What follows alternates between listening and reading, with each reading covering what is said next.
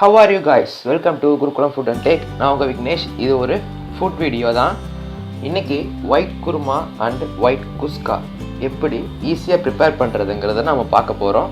So நம்ம டேரெக்டாக நம்ம வீடியோக்குள்ளே போயிடலாம். அதுக்கு தேவையான பொருள் என்னென்னா சிக்கன் எடுக்கணும்னு அவசியம் இல்லை. நீங்கள் நான் வெஜிடேரியன்னா சிக்கன் எடுத்துக்கங்க, வெஜிடேரியன்னா வெஜிடபிள் யூஸ் பண்ணுங்கள். ஓகே, தக்காளி சாப் பண்ணி வச்சுக்கலாம். பெரிய சைஸ் வெங்காயம் 2 அரைஞ்சி வச்சுக்கலாம். பச்சை மிளகா 4, பட்டை 2, பிரியாணி இலை 1, ஏலக்காய் ஒரு 3, கிராம்பு ஒரு 2. இப்போ அரைக்க தேவையான பொருள் பார்த்துடலாம். பொட்டுக்கடலை கொஞ்சம், அரை மூடி தேங்காய், வரமல்லி கொஞ்சம், 4 பச்சை மிளகா, இதெல்லாம் கொஞ்சம் பேஸ்ட்டாக அரைச்சி வச்சுக்கோங்க. ஸோ நம்ம குக்கிங் ஸ்டார்ட் பண்ணலாம். இப்போது ஆயில் ஊற்றிருக்கோம். ஆயில் ஊற்றிட்டு கொஞ்சம் காஞ்சதுக்கப்புறம் 2 ஏலக்காய் போட்டுக்கலாம், 3 பட்டை போட்டுக்கலாம், அப்புறம் 2 கிராம்பு போட்டுக்கலாம். போட்டதுக்கப்புறம் நம்ம கட் பண்ணி வச்ச வெங்காயம் இருக்குல்ல, 2 பெரிய வெங்காயம் சாப் பண்ணி வச்சது இதில் போட்டுக்கலாம். நான் பாதி டப் பண்ணியிருப்பேன், பாதி நான் கேமராவில் பேசியிருப்பேன். ஸோ அட்ஜஸ்ட் பண்ணிக்கோங்க. நல்லா இதை வதக்கி விட்டுக்கலாம். கட் பண்ணி வச்சு 2 தக்காளி போட்டுக்கலாம்.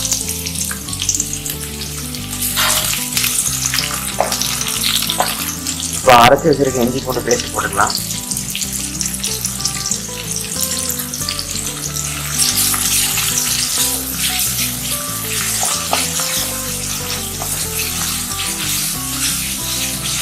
ஓகே, இப்போ இஞ்சி பூண்டு பேஸ்ட்லாம் மேலே வந்துருச்சு. இப்போ தக்காளியில் அதிகமாக வணங்க வேண்டாம். நம்ம ஒயிட் குருமா செய்யணும்னா தக்காளியுமே வணங்க வேண்டாம்.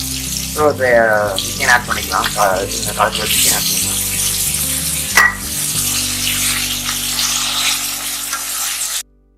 ஓகே, நம்ம இப்போ சிக்கன் ஆட் பண்ணதுக்கப்புறம் கொஞ்ச நேரம் வெந்ததுக்கப்புறம் நம்ம அரைச்சி வச்ச அந்த பேஸ்ட் இருக்குல்ல, பேஸ்ட்டை இதில் ஆட் பண்ணிக்கலாம். இப்போது பேஸ்ட்டு வந்துட்டு கொஞ்சம் கெட்டியாக தான் இருக்கும். ஸோ நான் அந்த மிக்சியில் இருக்கிற மிச்ச பேஸ்ட்டையும் நல்லா தண்ணி ஊற்றி நல்லா கலக்கி இதில் ஊற்றிருங்க. இந்த கன்சிஸ்டன்சி வரணும். ஸோ இது ஒயிட்டாக இருக்கிறனால தான் நம்ம தேங்காய் அரைச்சி ஊற்றிருக்கோம். இது தேவையான அளவு உப்பு போட்டுக்கலாம். நான் உருளைக்கிழங்கு போட்டிருக்கேன். நான் உருளைக்கிழங்கு எதுக்கு போட்டிருக்கேன்னா, நான் வந்துட்டு சிக்கன் கம்மியாக போட்டிருக்கனால உருளைக்கிழங்கு போட்டிருக்கேன். நீங்கள் ஃபுல்லாக உருளைக்கிழங்காக யூஸ் பண்ணிக்கலாம், இல்லை நீங்கள் சிக்கனே ஃபுல்லாக போட்டுக்கலாம். எல்லாமே ஒரே இது கான்செப்ட் தான். நீங்கள் சிக்கனே இல்லை நான்வெஜ் எது வேறாலும் மாற்றிக்கலாம். ஸோ 2 நிமிஷம் குக் பண்ணிக்க, இந்த மூடி வச்சு குக் பண்ணிங்கன்னா இந்த மாதிரி வந்துடும். இது மாதிரி வந்ததுக்கப்புறம் நம்ம இந்த மல்லித்தலை, புதினா அந்த மாதிரி போட்டு ஒரு 2 நிமிஷம் குக் பண்ணிக்கலாம். ஏன்னா வந்துட்டு இன்னும் ஆயிலி வரல. சைடில் பார்த்திங்கன்னா ஆயில் வரணும். அந்த அளவுக்கு நம்ம குக் பண்ணணும். அப்போ தான் நான் இந்த மாதிரி ஃப்ராக்ரன்ஸ்லாம் போடும்போது நல்லா குக் ஆகும். நல்லா பார்த்திங்கன்னா சிக்கனும் நல்லா குக் ஆயிடுச்சு. எல்லாமே ஒயிட் இருக்கிறனால தான் இது பேர் ஒயிட் குருமா. ஸ்லிம்மில் 1 நிமிஷம் மூடி வச்சுட்டு ரெடி இறக்கிக்கலாம். ஓகே, நம்ம சிக்கன் ஒயிட் குருமா ரெடி ஆயிடுச்சு. இப்போ வந்துட்டு நம்ம சர்விங் பிளேட்டில் மாற்றிட்டோம். இப்போ நீங்கள் நல்லா தெளிவாக பார்த்தீங்கன்னா அதில் ஆயில் சைட்லலாம் எக்ஸ்ட்ராக்ட் ஆகிருக்கும். நம்ம வணக்கும் போது ஊற்றின ஆயிலெலாம் இப்படி வெளியே வரணும். அப்போ தான் நான் வந்துட்டு குழம்பு கரெக்டாக பதத்துக்கு வந்திருக்குன்னு அர்த்தம். நீங்கள் நான் முன்னாடி சொன்ன மாதிரி நீங்கள் சிக்கன் வேணால் சிக்கன் போட்டுக்கலாம், மட்டன் வேணால் மட்டன் போட்டுக்கலாம், நீங்கள் வெஜிடேரியன்னா வெஜ் போட்டுக்கலாம். ஆனால் எல்லாமே குழம்பு டேஸ்ட் எல்லாமே ஒன்று தான். ஸோ நம்ம டைரெக்டாக நம்ம ஒயிட் ரைஸ் செய்ய ஆரம்பிச்சிடலாம், ஒயிட் குஸ்கா. ஸோ இதுக்கு தேவையான பொருள் பார்த்துடலாம். வெங்காயம் 3 வெங்காயம் கட் பண்ணி வச்சுக்கோங்க, புதினா 7 பச்சை மிளகா காரத்துக்கு, அப்புறம் அந்த பிரியாணி இலை 3 கிராம்பு, 4 ஏலக்காய், கொஞ்சம் மல்லித்தலை, கொஞ்சம் பட்டை, அதுக்கப்புறம் இஞ்சி பூண்டு பேஸ்ட்டு, தேங்காய் வந்துட்டு அரை மூடி தேங்காய் எடுத்து வச்சுட்டு நல்லா மிக்சியில் அரைச்சி பால் எடுத்து வச்சுக்கோங்க. கெட்டியாக ஒரு டம்ளரில் ஃபஸ்ட்டு பால் வரும், அதை எடுத்துக்கோங்க. செகண்ட் வந்துட்டு கொஞ்சம் தண்ணி ஊற்றுனீங்கன்னா அதில் ஒரு செகண்ட் பால் எடுத்துக்கோங்க. 2 பால் எடுத்து வச்சுக்கோங்க. ரைஸ் வந்துட்டு நீங்கள் வீட்டு ரைஸ் யூஸ் பண்ணலாம், நீங்கள் வந்து பாஸ்மதி ரைஸ் யூஸ் பண்ணலாம். நீங்கள் வந்துட்டு டேஸ்ட்டு உங்களுக்கு வரணும்னா நம்ம பாஸ்மதியே போட்டுக்கலாம்.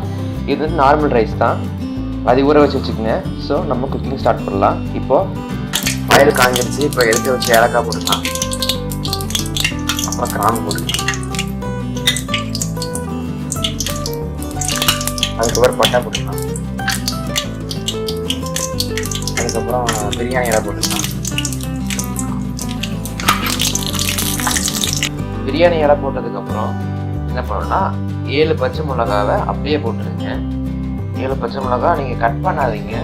ஏன்னா வந்துட்டு நம்ம இதில் போடும்போது குக்கரில் போடும்போது வந்துட்டு அதே இஞ்சி வந்து நீங்கள் கட் பண்ணி போட்டிங்கன்னா நான் 2 3 போடணும் தெரியாது. ஸோ முழுசாக போடுங்க.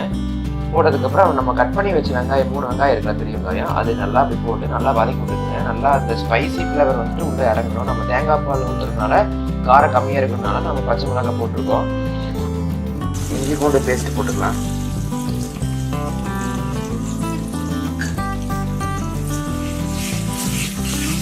புதினா மல்லித்தலை போட்டுக்கலாம்.